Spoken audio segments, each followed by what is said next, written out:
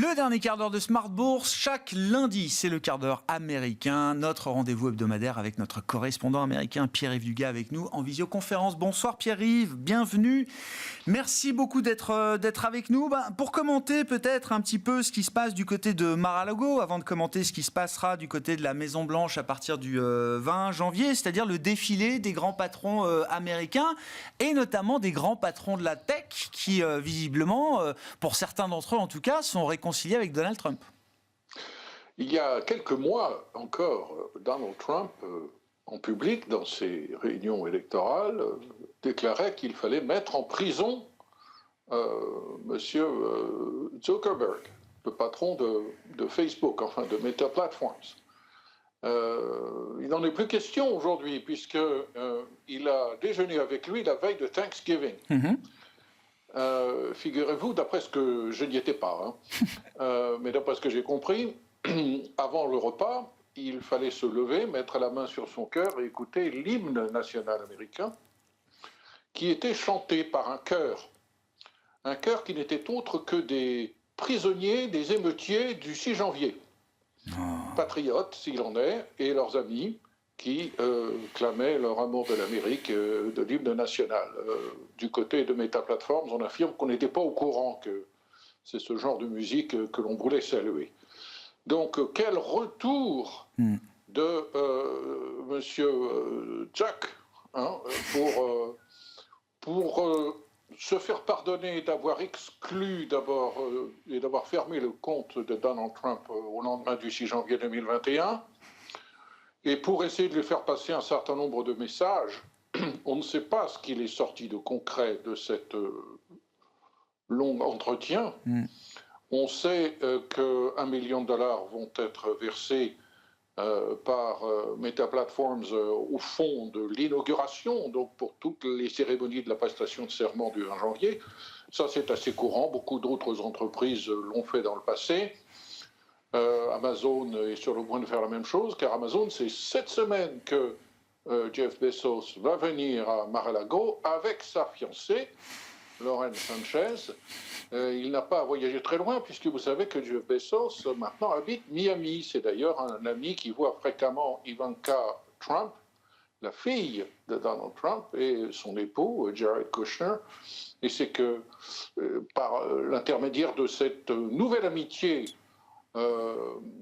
concernant la fille de Donald Trump que Jeff Bezos est en train de redevenir un grand ami de Donald et Ivana Trump. Vous imaginez la tête des journalistes et du comité éditorial du Washington Post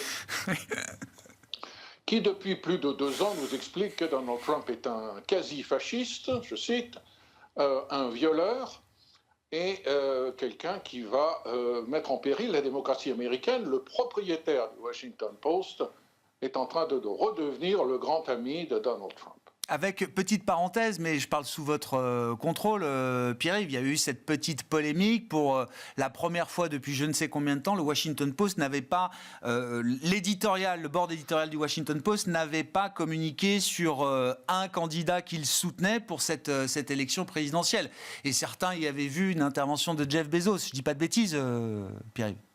Certains y avaient vu une intervention de Jeff Bezos qui ne voulait pas se mettre à dos Donald Trump à l'orée d'une nouvelle administration, car Bezos sentait venir le vent de la victoire pour Donald Trump. L'empire de Jeff Bezos, en particulier Amazon et Amazon Web Services, le leader des services dans le cloud, travaille avec le Pentagone, mais également la filiale dans le transport spatial de Jeff Bezos est appelée à travailler avec le gouvernement fédéral américain. Donc il y avait beaucoup d'intérêt. Que cherchent les patrons américains dans leur voyage à Mar-a-Lago? D'abord, ils cherchent à se faire pardonner des choses. C'était donc le cas de M. Zuckerberg.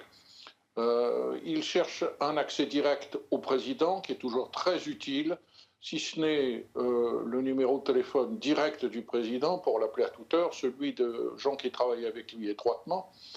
Ils cherchent aussi des exceptions, des privilèges pour leur entreprise, dans la perspective de l'instauration de droits de douane, par exemple, il serait important pour telle ou telle entreprise de ne pas être frappée sur certains de leurs produits essentiels à leur chaîne d'approvisionnement.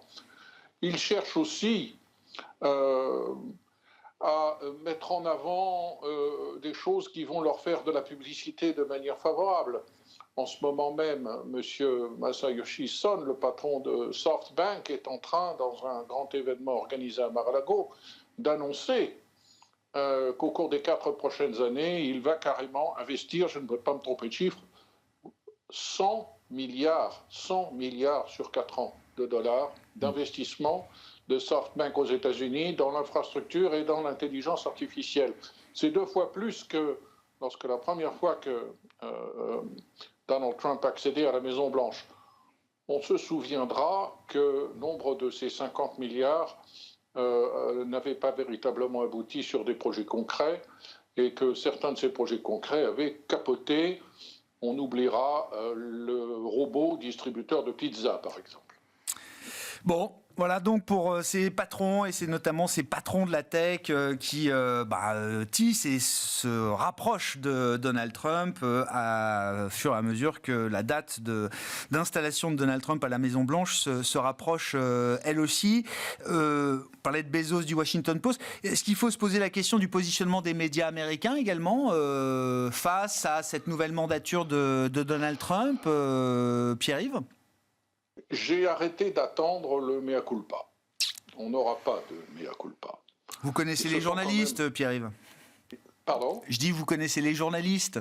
Voilà, ils ne se trompent jamais. Vous allez voir. Et c'est possible d'ailleurs. C'est toujours possible. Non, le problème, c'est que quand vous êtes patron de presse et que vous perdez de l'argent, si en plus vous perdez des auditeurs et des lecteurs, alors là, tout se complique. C'est ce qui se passe avec le Washington Post. C'est ce qui se passe avec tous les services d'information des grands réseaux télévisés. Est-ce que vous voyez qui est, je crois que nous en avons déjà parlé ensemble, qui est Dana Walden ? Alors si on en a parlé, Pierre-Yves, j'ai peut-être ma mémoire qui me fait défaut à ce moment-là. Mais ça fait rien, je vous aime toujours. Dana Walden est co-chair de Disney Entertainment. Elle est appelée peut-être à succéder à Bob Iger à la tête de Disney. Mais Dana Walden est aussi la meilleure amie de Kamala Harris à Hollywood. Le mari de Dana Walden n'est autre que le meilleur ami du mari de Kamala Harris. Ils partent en vacances ensemble, ils célèbrent Noël et le jour de l'an ensemble.